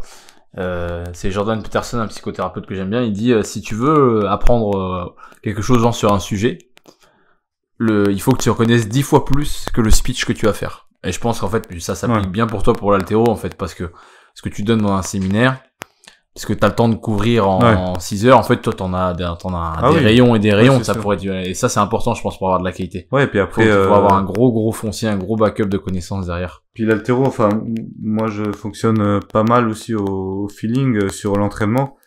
Et je sais que l'haltéro, c'est vachement adaptable suivant la personnalité, enfin suivant les qualités physiques, la morpho, ce que la personne peut encaisser ou pas. Donc ça c'est vraiment cool. Il y a pas vraiment d'entraînement prédéfini pour progresser en haltéro. Puis vu que tu parles de ça aussi, Robin, il y a aussi la différence de niveau. Parce que je pense que, par exemple, Redon, il a plus de facilité à coacher un mec qui est entre 60 et 140 à l'arraché qu'un mec qui est déjà très fort. Si je lui mets un mec qui arrache 180, je pense qu'il aura beaucoup plus de mal à le coacher et à le faire progresser. Ouais, par contre, je pense que moi, par exemple, je peux coacher un débutant en haltéro, mais passer même pas à peine intermédiaire, ça y est, j'ai plus aucune légitimité, voilà, aucune capacité. Ça dépend du niveau. Et lui, en fait, en fonction du niveau, si t'as été chercher très loin, bon, c'est pas parce qu'on est bon athlète qu'on est bon coach, mais en tout cas, c'est sûr que le fait que t'aies été chercher 175, t'as été mis face à des problématiques que ceux qui arrachent 60, ils ont jamais eu. Après, c'est pas forcément lié à ce que toi t'as fait et ce que toi tu peux coacher. Oui, on est d'accord. Après, il y a une différence aussi parce que c'est vrai que c'est pas forcément lié, mais c'est pas forcément lié dans le cas où t'as vraiment été apprendre la théorie et où t'as été apprendre seul en dehors d'entraînement. Oui. Mais par exemple, un mec comme toi ou moi, toi, par exemple, tu peux coacher un mec qui a jusqu'à 140, 150 à l'arraché parce que t'as été plus loin que ça.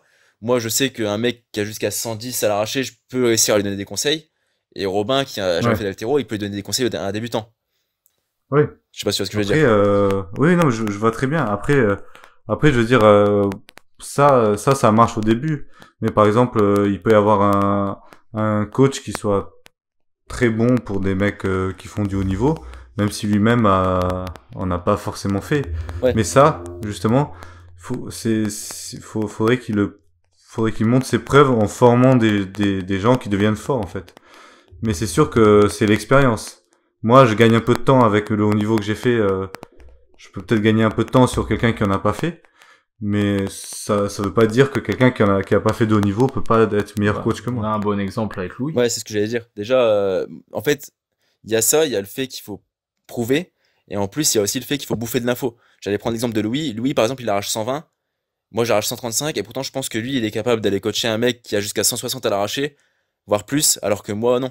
tu vois, parce qu'on n'a pas bouffé Après, les mêmes ouais, choses. lui, il s'intéresse beaucoup, À la théorie. beaucoup Oui, sur tout ce qui est- en soi, il s'entraîne à entraîner. Ouais, il s'entraîne. c'est Après, malheureusement, que ce soit dans le haut niveau, tout ça, pour vraiment ceux qui ont vraiment les meilleurs, les postes d'entraîneur des équipes de France, tout ça, bah, la connaissance est pas forcément respectée, quoi. Je veux dire, c'est beaucoup de relationnel, Beaucoup et de puis pistons.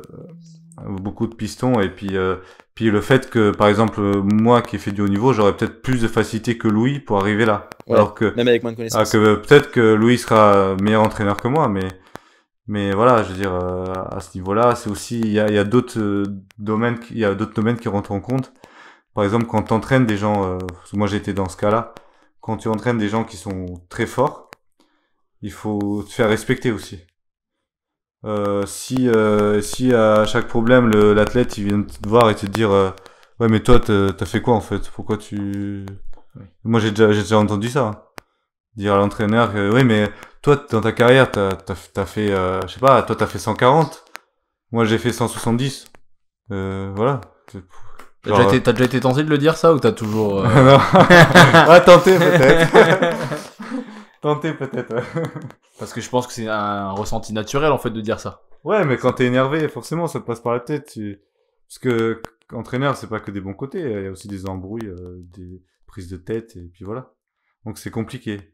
Pour quelqu'un qui justement a pas fait de haut niveau, ce truc-là est compliqué. Parce que tu peux te prendre ça sur la tête, hein.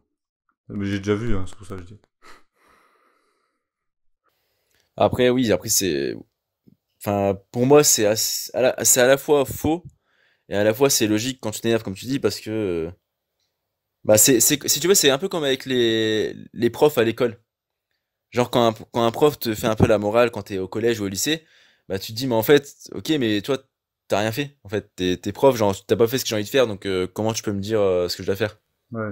Mais bon, Non, après c'est vrai. c'est pas forcément vrai. Mais Mais voilà, enfin, ce que je voulais dire, c'est que, par exemple, alors que, enfin, ça fait pas tout, hein, mais si l'entraîneur a un super palmarès, enfin, un truc que t'as pas, déjà, tu peux pas lui dire ça. Tu peux pas lui dire, ouais, t'es qui? Il va te dire, bah, voilà, écoute, bah oui, moi, j'ai parce que fait là ça, ça, là, il peut ça. te dire. Ouais. Et après, on a déjà eu un entraîneur avec un grand palmarès, c'est pas forcément le meilleur, hein. Tu peux citer des noms. Je sais que tu parles de Dabayer. Non, je cite pas. Je cite pas. Voilà. Ah, bref, et du coup, bah là on va finir cette partie-là. Donc on va finir sur un truc au niveau extra sportif. Vu que t'as dit que tu veux quand même rester dans le sport sur le côté professionnel. On est quand même resté dans le sport. Est-ce Ouais. est-ce Il que faut réussir à sortir. est-ce qu'il y a des trucs Ah, extra sportif, ouais. est-ce qu'il y a il y a des projets extra-sportifs que t'as ou alors pas du tout pour l'instant? Mais genre Te marier. Ah oui. Non, pas à ce niveau-là. Là, c'est, je sais pas, des projets, partir à l'étranger, faire des choses, étudier Oui, quelque chose, mais je sais ouais, pas. mais en fait, j'ai pas dit parce que, enfin, si je pars à l'étranger, c'est pour pour le sport, Ah ouais, voilà. Bon. pour Oui, ça entraîner reste à lié. l'étranger en fait. Après, c'est comme ça qu'on devient Hein? bon. Oui, mais après, moi, je veux faire une expérience à l'étranger, ça c'est prévu. Je sais pas encore où, mais j'aimerais bien en faire une de quelques années. Après, on sait pas ce qui peut, de quoi est faite la suite, quoi. Ça se trouve, je finirai à l'étranger, ça se trouve, je sais pas. Mais justement, le fait de pas savoir, je trouve ça plutôt cool. Mais c'est sûr que j'aimerais bien partir un peu à l'étranger et puis voir un peu, Voir ce qui se passe puis ailleurs. surtout aller surtout dans un pays où le sport est vraiment plus valorisé qu'en France, quoi. Donc je pense Pas trop dur, je crois. je pense au Canada, aux États-Unis, Il y a pas mal peut-être à d'endroits. Ouais. En l'Australie. Australie aussi, c'est hyper sportif. Enfin, je veux dire, parce qu'en France, c'est quand même là, ça va mieux, hein, mais c'est quand même Ouais, un pays de sport, quoi. c'est pas très, c'est pas la norme, on va dire. Non, ah non, pas Le du tout. sportif est vu comme quelqu'un qui se prive ou comme quelqu'un de pas très fut en fait. Pour Ouais, généraliser un petit peu. ouais, après, oui, c'est sûr, C'est soit l'un, soit l'autre, soit même les deux, quoi. c'est sûr. Mais après, je pense que c'est un peu mieux là, ça. Oui, oui, par contre, ça a beaucoup ça, changé. parce Je que moi, pense. quand Merci j'étais le CrossFit d'ailleurs pour ça. quand j'étais petit, quand j'étais petit et que j'étais le seul à faire de l'haltéro de mon entourage, je veux Tu faisais dire, de la gonflette, c'est ça? c'était pas facile, hein. C'était tout dans les bras, rien dans la tête. On me l'a déjà sorti, ça. On me l'a déjà sorti, moi. Moi, bien sûr qu'on l'a déjà sorti, on m'a déjà sorti ça, on m'a déjà sorti. Déjà, le nombre de personnes qui savaient pas ce que c'était, donc ils disaient ouais, ah, tu fais du bodybuilding, tu te regardes devant le miroir et tu montes tes muscles. Enfin, c'est de ouf. Hein. Ouais, non, mais il y a beaucoup de trucs comme ça. Hein. Je pense que le CrossFit a pas mal fait bouger les lignes, par contre, là-dessus. Ah oui, bah, franchement, il y en a beaucoup qui peuvent remercier le CrossFit. Hein. Moi, le premier, mais d'autres aussi. On devrait le plus le remercier. Bien sûr. Bon, bah, du coup, on a un peu toutes les réponses. On sait que tu veux faire, que t'aimerais bien aller à l'étranger et ça pour voir ce qui se passe ailleurs. On te le souhaite. Je pense que ça arrivera. Et du coup, là, on va finir sur cette partie-là. On va passer aux questions. Et d'abord, donc les questions, c'est les questions qu'on a demandé de poser sur Instagram. Donc, ceux qui nous suivent ici sur YouTube, vous pouvez nous suivre sur Instagram à le Power Show. C'est LEPOWERSHOW. Comme ça, vous pouvez poser vos questions pour les prochains invités et suivre un peu notre actualité parce qu'on va commencer à être beaucoup plus actif sur Instagram. Et donc là, on a toutes les questions qu'on a pour Redon. On va les poser, là, on va faire une petite pause et on les pose juste après. Voilà.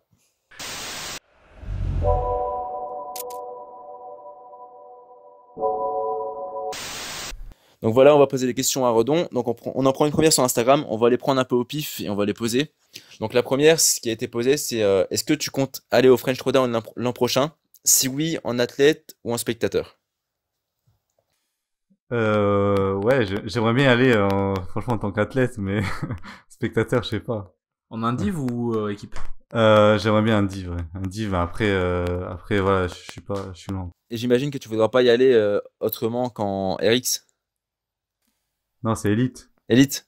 C'est Elite, RX. Tu voudras pas y aller autrement qu'en Elite? Tu peux faire champion du scale si tu veux. Je suis pas sûr que ce soit super. Voilà. Ouais, après oui, dans l'idéal, y aller en Elite. Pourquoi pas tenter en Elite? Après, je peux pas trop me prononcer là. Je suis loin. Je suis loin. Ça dépend des votes de qualif aussi. Si c'est là, si on me remet les 150 burpees là, En tout cas, t'aimerais bien y aller. Ouais, j'aimerais bien y aller.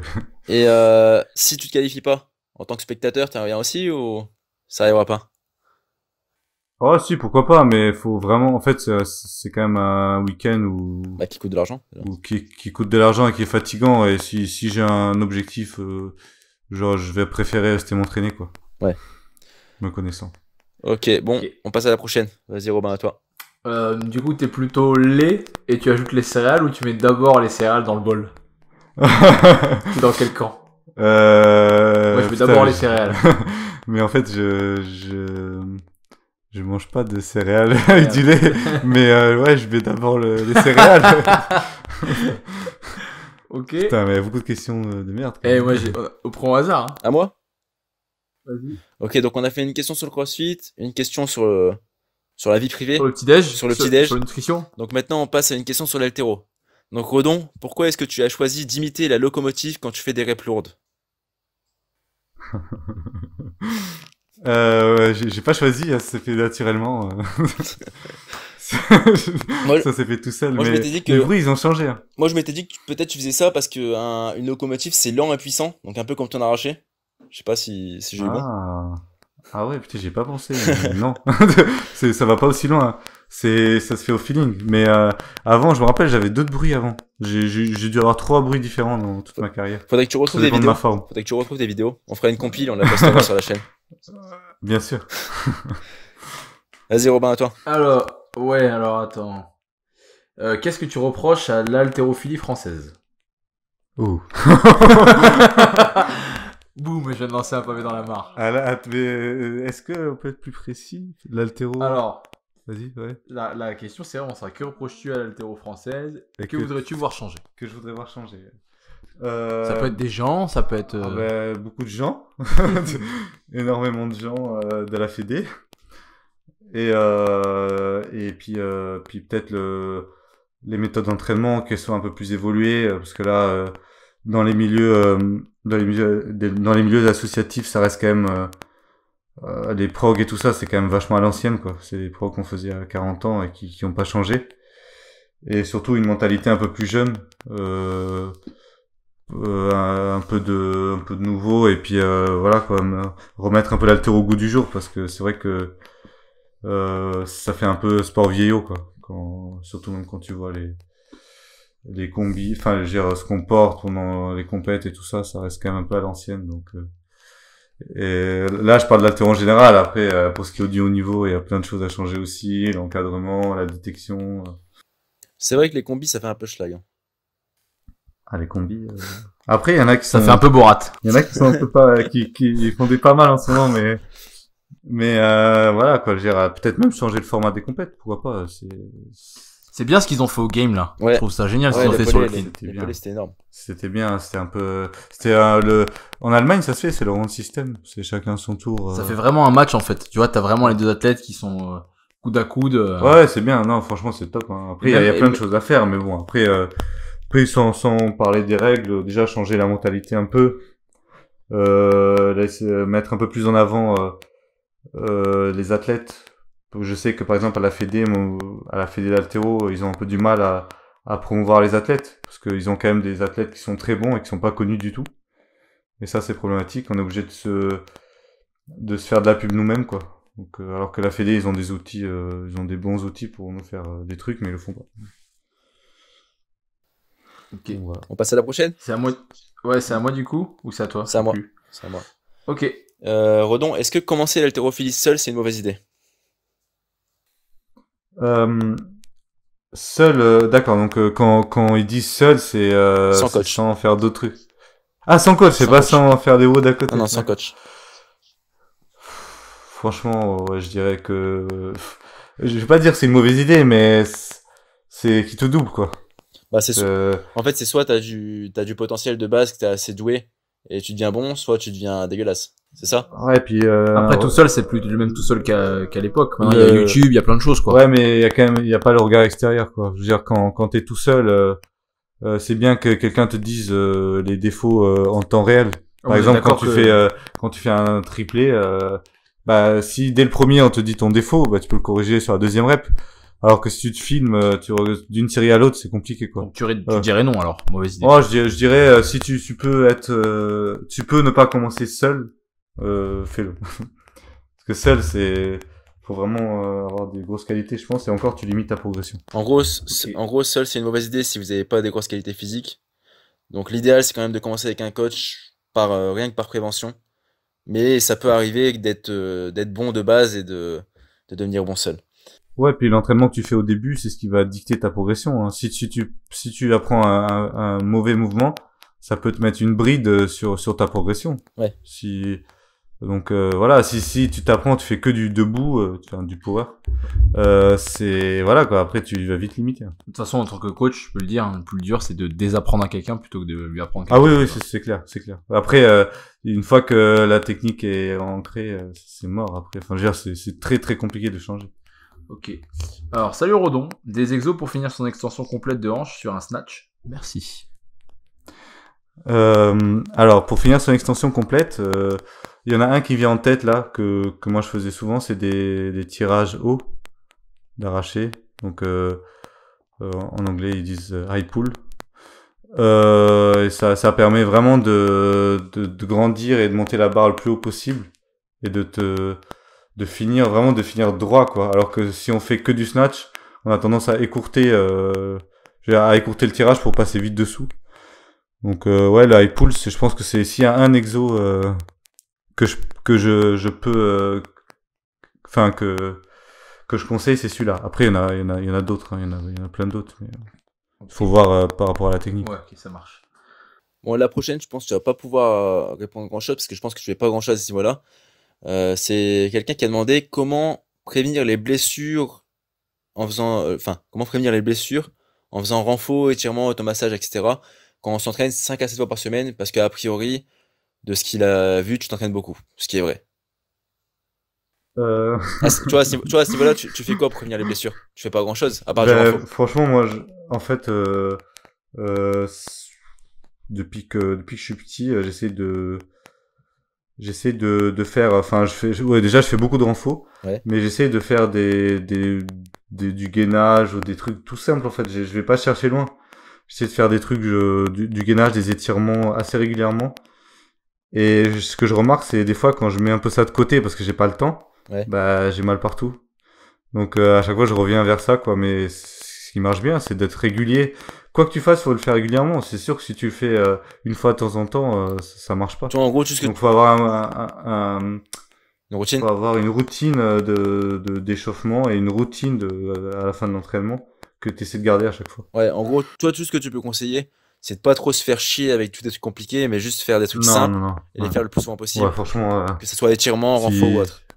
ouais, c'est ça. Tes étirements de base, même du gainage, tu peux faire un truc tout con. En tout cas, avant l'entraînement, tu fais un tabata en gainage planche et tu fais un autre sur le côté et puis ça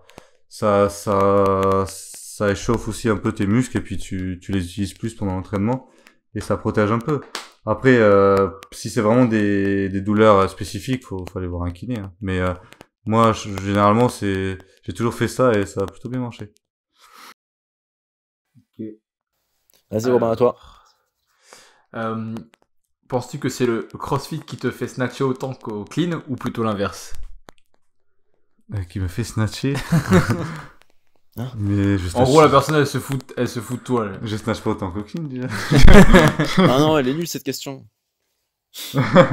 Non, mais oui, c'est sûr. Bah après, Après, je peux dois choisir répondre. par quel est ton cheesecake préféré, what's your favorite baby animal. Enfin, si t'en as une qui te chauffe comme ça, Il vas-y. y a eu beaucoup de questions C'est trolls. quoi ton Hein. favorite baby animal? C'est Noko. C'est Noko? Ah, Très bonne réponse. Bonne réponse, Très bonne bonne réponse. Je valide. Après, ouais, pour la question que tu m'as posée, si, le CrossFit, je pense pas que ça m'aide je veux dire, à accroître mon écart entre mon arraché et mon épaulé. Parce que j'en fais pas assez, du coup, de l'épaulé lourd. Ça marche. Là, en fait, il me reste que des conneries en question. Il me reste que des conneries aussi, on va finir sur une dernière. Donc on finit sur une connerie ou une question sérieuse? Connerie plutôt. J'ai une question sérieuse encore, mais après on en a déjà parlé, donc la connerie? Vas-y. La connerie? Vas-y. Bah, du coup- Car le sourire qu'il fait, c'est pas bon. Du coup, c'est pourquoi t'as une tête de vendeur de roses, Rodon? Ah, je sais en plus qui a posé la question. Bien sûr, on sait tous qui a posé la question. C'est Marin. C'est parce que Je c'est sais- c'est un putain d'Albanais. Je sais pas, c'est mes origines, c'est comme ça. C'est- je l'ai pas choisi ma tête. En tout cas, les gens, ils ont été créatifs. C'est ce que Ils ont été créatifs. Franchement, pour se moquer, ils sont bons. Ils sont bons. Ah si, il y avait une question. Ah, t'as une question sérieuse? Oui.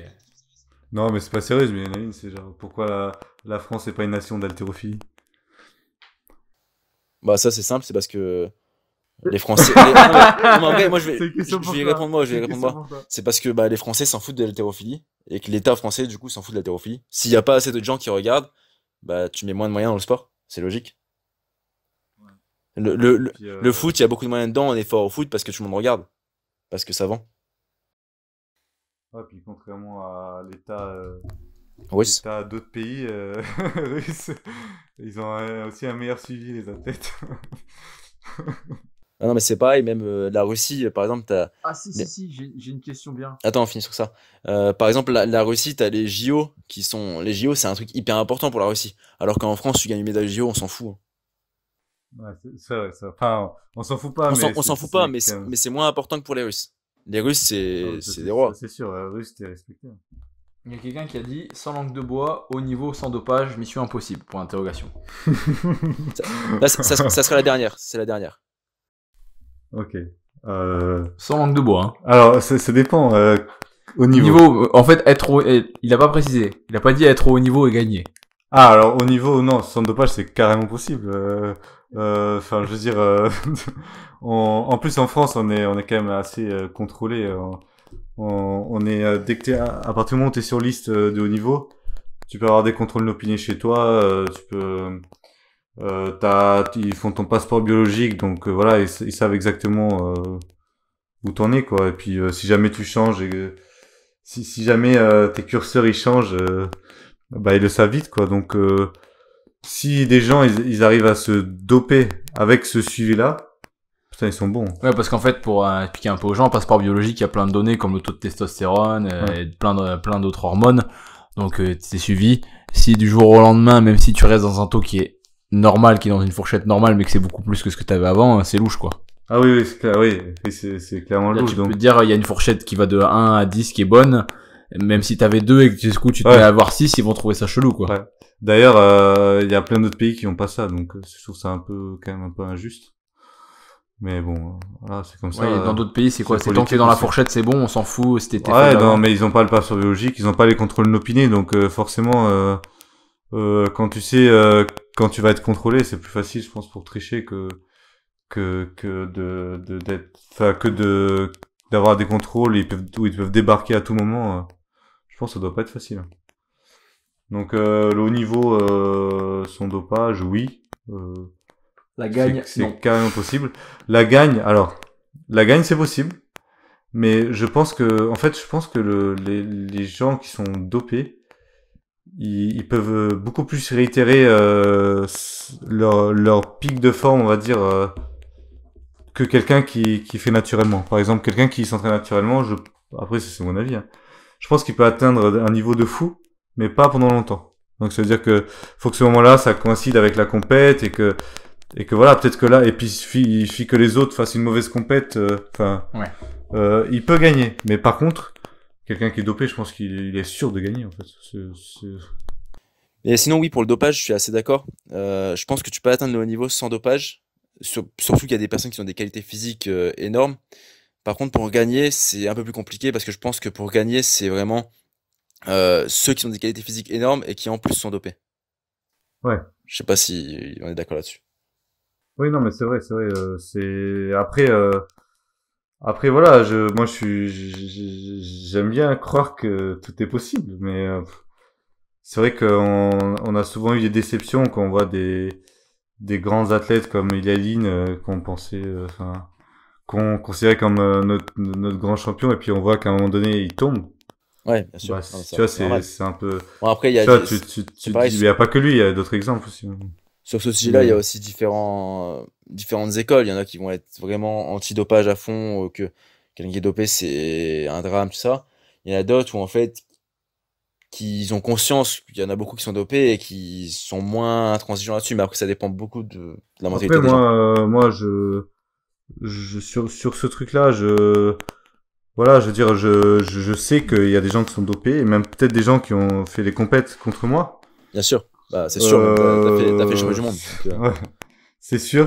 Et d'ailleurs, pour la petite anecdote, le championnat du monde que j'ai fait Houston. à Houston, après les contrôles, j'ai gagné 8 places, je crois.